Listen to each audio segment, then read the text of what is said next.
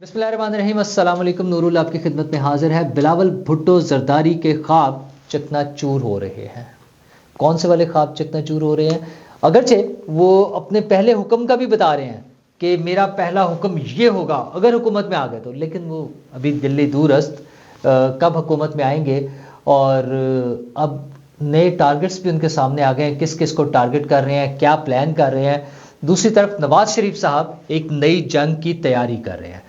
وہ واقعی جنگ کی تیاری کر رہے ہیں یا صرف کسی کو ڈرا رہے ہیں، یا صرف کسی کو میسج دے رہے ہیں، یا صرف کسی کو نیگوسیشن کی طرف لا رہے ہیں کہ آئیں بات کریں۔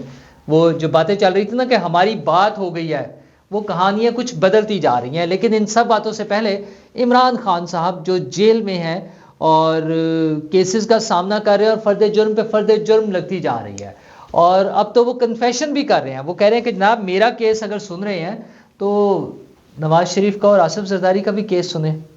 اچھا، ویسے تو وہ 190 ملین پاؤنڈ والا کیس چل رہا تھا، لیکن انہیں اکثر توشہ خانہ والے کیس پر اعتراض ہوتا ہے کہ وہ نواز شریف صاحب کے خلاف بھی ہیں، آصف زرداری صاحب کے خلاف بھی ہیں، تو انہیں کیوں نہیں سنتے؟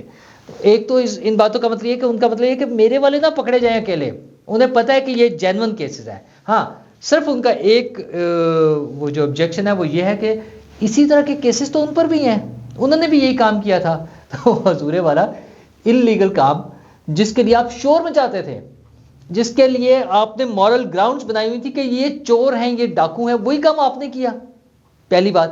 دوسری بات یہ کہ اس سے بھی ایکسٹرا کام یہ کیا ہے کہ آپ نے تو وہ چیزوں کی وہ طریقہ یہ تھا کہ آپ چیزوں کی قیمت دیتے ہیں کم کی قیمت لگوا کے، جو عمران خان صاحب نے بالکل ویسے ہی کیا، وہی فراڈ کیا جو پہلے ہوتا تھا، کم قیمت لگائی۔ اچھا، وہ بھی کم قیمت لگا کے پھر لے جاتے تھے، اس کے بعد انہوں نے جو بھی کیا، اور یہاں تو اربوں روپے کے گفٹس منیمم کاسٹ لگائیے، وہ بھی بعد میں، پہلے لے لیے بیچ دیے، اور پھر اس کے بعد وہ مینشن کیا ہوا یا شو کیا کہ جناب یہ ہم لے رہے ہیں۔ وہ ساری باتیں اب تو کھل گئی ہیں نا۔ بشرا بی بی منع کر رہی تھی، تصویریں کیوں اتاری، کیا ہوا ہنگامے، تو یہ ساری دو نمبری جو ہوئی تھی۔ پھر خان صاحب بھی ڈھٹائی کے ساتھ کہتے ہیں کہ میرے تحفے میری مرضی، مطلب یہ وہ باتیں ہیں۔ لیکن خیر، جب بندے کو شرم ہی نہ ہو کسی بات پہ تو اس پہ کیا ہو سکتا ہے۔ لیکن اب وہ پھنسے ہوئے ہیں۔ 190 ملین پاؤنڈ والا کیس بھی خطرناک ہے، اور سائفر والا تو اس سے بھی خطرناک ہے۔ 190 ملین پاؤنڈ کا بھی پروسیڈنگز آگے بڑھ رہی ہیں، بچت اس میں نہیں ہونی۔ اتنی بڑی اماؤنٹ پاکستانی کوئی 50-60 ارب روپے پہلی دفعہ ہوا کہ کہیں دوسرے ملک میں پاکستان کے لیے پیسے پکڑے گئے اور واپس آئے ملک ریاض صاحب والے، اور خان صاحب نے وہ حکومت پاکستان کے اکاؤنٹ میں جمع کرانے کے بجائے ملک ریاض صاحب کے اکاؤنٹ میں جمع کرا دیا، اور اس کے بعد اس کی توجیحات دیتے رہے ہیں، آن ریکارڈ ہے کہ دیکھیں نا پیسے تو سپریم کورٹ میں چلے گئے۔ بھائی سپریم کورٹ میں انہوں نے فائن جمع کرانا تھا، وہ فائن ملک ریاض صاحب نے اپنے پیسوں سے، اپنے جو بیریا ٹاؤن وغیرہ کے پیسے ان سے جمع کرانا تھا، جو حکومت پاکستان کے لیے باہر سے پیسے ہیں ان سے نہیں جمع ہونا تھا۔ تو دو نمبری کوئی تو حد ہوتی ہے۔ پھر 9 مئی کا واقعہ ہے۔ 9 مئی کے واقعے کے لیے وہ کیس جو ہے اس میں بھی فرد جرم لگنے والی ہے، 6 فروری کا بات ہو رہی ہے۔ مسئلہ یہ ہے کہ وہ کہتے ہیں کہ ہمارا تو اس سے تعلق ہی کوئی نہیں ہے۔ اچھا، ایک طرف کہتے ہیں کہ ہمارے لوگ، خود ان کے بیان ہے کہ اگر مجھے دوبارہ پکڑا گیا تو پھر ایسے ہی ری ایکشن آئے گا۔ ان کے تمام جو قریبی دوست تھے ان سب کی آڈیوز ویڈیوز سامنے آ چکی ہوئی ہیں، اور خان صاحب کا تو یہ بڑی مدت سے پلان تھا، وہ اتنی دیر سے جو سارا چل رہا تھا کہ ہماری ریڈ لائن، عمران خان ہماری ریڈ لائن، اور عمران خان کو کچھ ہوا تو آگ لگا دیں گے، عمران خان کو ہاتھ لگایا تو ملک ٹوٹ جائے گا، عمران خان کو نہیں ہے تو پھر پاکستان بھی نہیں ہے۔ یہ ساری باتیں ہم سب کے پاس پہنچ چکی ہیں، سب لوگوں کو پتہ ہے۔ تو خان صاحب کی اب اس کیس میں بھی کوئی بچت کے چانسز نہیں ہیں۔ اچھا، دوسری طرف اب الیکشن آ گیا، تو وہ انہوں نے اتوار کا دن دے دیا کہ اتوار کو سب لوگ باہر نکلیں، اور جو نہیں نکلیں گے ہم ان کے ٹکٹ بدل دیں گے۔ تو سب سے ہنسی والی بات یہ ہے کہ ٹکٹ ان سے واپس لے لیں گے۔ وہ کون سے ٹکٹ؟ آپ کے تمام لوگ آزاد امیدوار ہیں۔ اچھا، سب نکلیں، وہ جو چھپے ہوئے ہیں وہ بھی نکل آئے۔ تو جو چھپے ہوئے ہیں، چھپے کیوں ہوئے ہیں؟ کہ وہ پکڑے جائیں گے۔ پکڑے کیوں جائیں گے؟ ان کے خلاف کیسز ہیں۔ کیسز کیوں ہیں؟ کیونکہ انہوں نے ہنگامہ آرائی کی ہے، بغاوت میں شامل تھے۔ اچھا، تو جب وہ نکلیں گے تو پکڑے جائیں گے۔ وہ خان صاحب چاہتے ہیں کہ جس طرح وہ اندر ہے کوئی بھی باہر نہ رہے، سارے اندر ہی ہو جائے۔ تو خان صاحب یہ جو نکلے گا وہ یہی کچھ ہوگا۔ اچھا، پھر انہیں ابھی تک بہت زیادہ زوم ہے کہ ہمارے بہت ووٹرز ہیں اور ہم اڑا کے رکھ دیں گے، اور سب لوگوں کو ڈرنا چاہیے ہم سے اور ہم پتہ نہیں کیا کرنے جا رہے ہیں. لیکن مجھے لگتا ہے کہ یہ مشکل ہے. ان سارے حالات میں ممکن ہے اگر فل فلیج ان کی کیمپین ہوتی, بلے کا نشان ہوتا اور ان کے لوگ بھی جلسے کر رہے ہوتے, پھر شاید وہ زیادہ بہتر کمپٹیشن میں ہوتے. اب تو خان صاحب بہت مشکل ہے, ان حالات میں نہیں ہو سکتا کمپٹیشن, اور ان حالات میں پہنچنے کی وجہ صرف ایک ہے خان صاحب, وہ آپ کی ضد, وہ آپ کی انا, وہ آپ کا غرور, وہ آپ کا تکبر ہے کہ میں سب سے اوپر ہوں, میں سب سے بڑا ہوں اور میں کسی کو نہیں چھوڑوں گا. وہ یاد ہے نا امریکہ میں کھڑے ہو کے یوں ہاتھ پھیرتے تھے کہ میں واپس آ کے یوں کر دوں گا, میں یوں کر دوں گا, میں کسی سے ہاتھ نہیں ملاؤں گا, میں کسی سے بات نہیں کروں گا. یہ ساری چیزیں پالیٹکس میں آپ کو جس طرح سے چلنا پڑتا ہے, ہمارے جو نارمز ہیں یا تو چینج کر دیتے ان کو, وہ نہیں کیے تو پھر اس کے مطابق چلتے, نہیں چلے تو پھر جو ہونا تھا وہی ہوا ہے, تو وہ اس کو بھگت رہے ہیں. اب وہ باہر بیٹھ کے رونا دھونا ساری چیزیں کر لیں, فائدہ کوئی نہیں ہے ان چیزوں کا.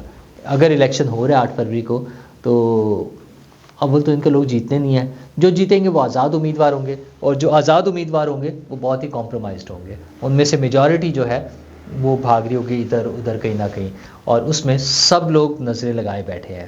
نون لیگ کا خیال ہے کہ تمام لوگ ان کے ساتھ شامل ہو جائیں گے. پیپلز پارٹی کی امید ہے کہ وہ میجورٹی جو ہے آزاد امیدواروں کی ہمارے ساتھ ہوگی, اور آئی پی پی کا خیال ہے کہ وہ تمام آزاد امیدوار ان کے ساتھ شامل ہو جائیں گے. تو اور اسی کی بنیاد پہ وہ سمجھتے ہیں کہ کم از کم پنجاب میں وہ حکومت بھی بنائیں گے. وزیر اعلیٰ جو ہے آئی پی پی کا ہوگا, لیکن یہ تبھی ہوگا ایک تو وہ آزاد امیدوار خریدیں گے, دوسرا انہیں یہ بھی یقین ہے کہ نون لیگ ان کی حمایت کرے گی. اچھا, اس یقین کی ایک وجہ بھی ہے کہ جس طرح سے نون لیگ نے انہیں یہ 7 سیٹیں دی ہیں جہاں پر انہوں نے اپنے امیدوار کھڑے نہیں کیے, خصوصاً لاہور شہر میں. لاہور شہر وہ جگہ تھی جہاں سے پی ٹی آئی کے علاوہ, چونکہ ان کے تو لوگ موجود نہیں ہیں اب مقابلہ کرنے کے لیے, تو نون لیگ کے ہی جیتنے کے سب سے زیادہ چانسز تھے.